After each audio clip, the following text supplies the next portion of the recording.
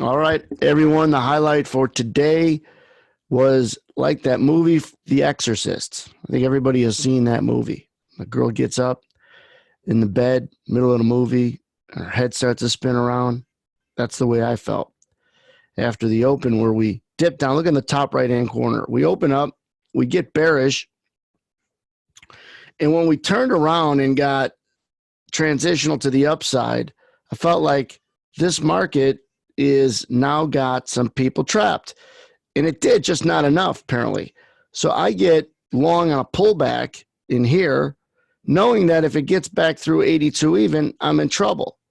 And I was in trouble. Got out, so I wasn't chasing it too far down, but not a good trade. Looked for the pullback. What I was looking for, if you follow me with, if I threw a pen on it, I'm looking, this is the move up to here. This is the pullback. And I'm looking for a re-rally in price, not for it to drop back down. Generally, you don't get this market to, unless there's news, come down this far. So now you got to respect that it's bearish for now, all right? And it's got to hold below 82 to stay bearish. That's what we're talking about. At some point, it's not bearish anymore when it starts nosing above 82. That's what we're talking about live in the room. But it was unbelievably tough to put your horns on and get bullish. And I keep going back and forth with this. It's still bearish until they nose above 82, but hard to catch that pop. For me, others might have caught it. Now, I was actually long in here because I was looking to buy a pullback.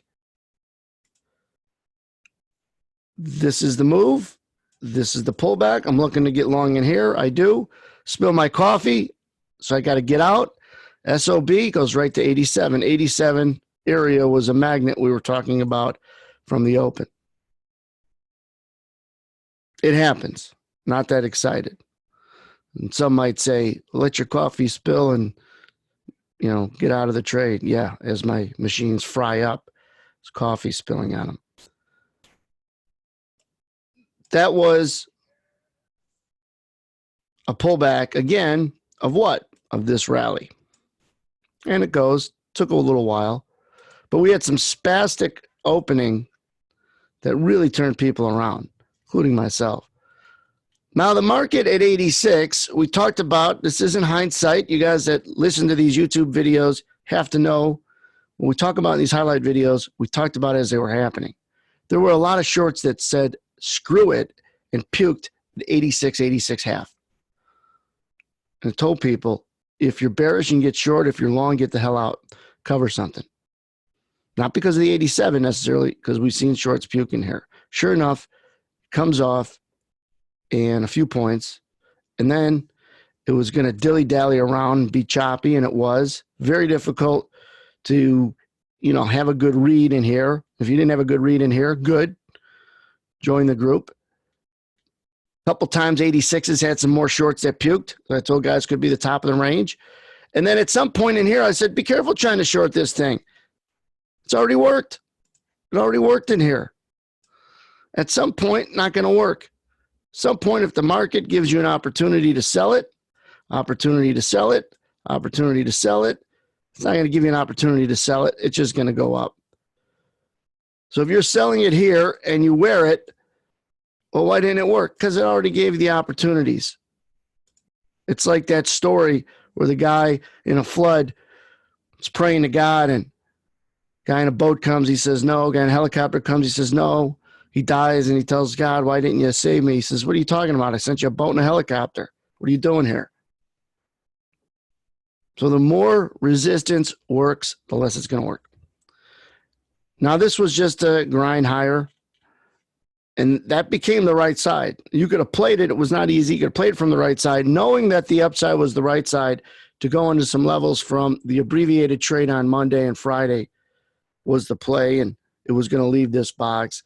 So I think it's important to understand in this highlight video that this was the Exorcist. Your head was spinning around, that it did get bullish. after this point, that this was a good pullback. It was going to 86. You did have a good call, leaving 86 to come off. This got to be hard to read until this happened. Then it was upside, was the right side. They weren't going to hold on 86. They didn't. And now it's just grinded higher, and that's the mode that we're in. Like I talk about from time to time, know your drivers.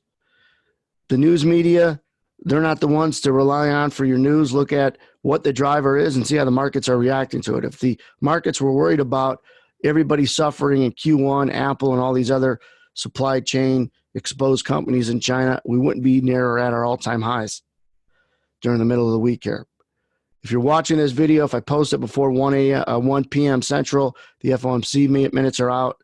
So make sure you know where you're at. These could be bigger minutes. This is not the meeting, the statement. These are the minutes of the meeting 3 weeks ago.